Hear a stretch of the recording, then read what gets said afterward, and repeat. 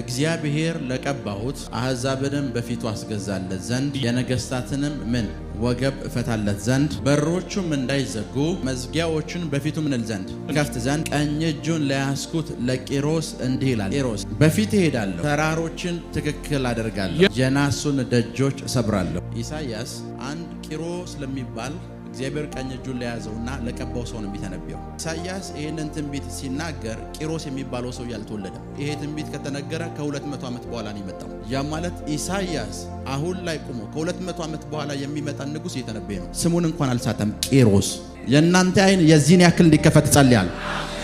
እዚህ ስፍራ ላይ ቆሞ ሰውየው ከ200 ዓመት በኋላ አንድ እግዚአብሔር አለ ቀኝ እጁን የያዘው ቂሮስ የሚባል ሰው ይመጣል። የሚተነበየው አሁን ላይ እንዳለው ሰውየው ቂሮስ የሚባለው ሰው አሁን ላይ እንዳለው ሆኖ ነው ሰውየው የሚተነብይለት። ቂሮስ 200 ዓመት እና 200 ዓመት በኋላ ንጉስ ይመጣል ማለት ብቻ ስም ጭምር የተናገረው ስም ጭምር የሆነ ንጉስ ይመጣል አይደለም። አሁን ያለበት ስፍራ ላይ ቆሞ ከ200 ዓመት በኋላ ቂሮስ የሚባል ንጉስ ይመጣል። ስሙን እንኳን ሰውየው አልሳተም። ከ200 ዓመት በኋላ አስቡት፣ ከ10 ዓመት በኋላ አይደለም። የእናንተ አይን በኃይል እንዲከፈት ጸልያለሁ። አሜን።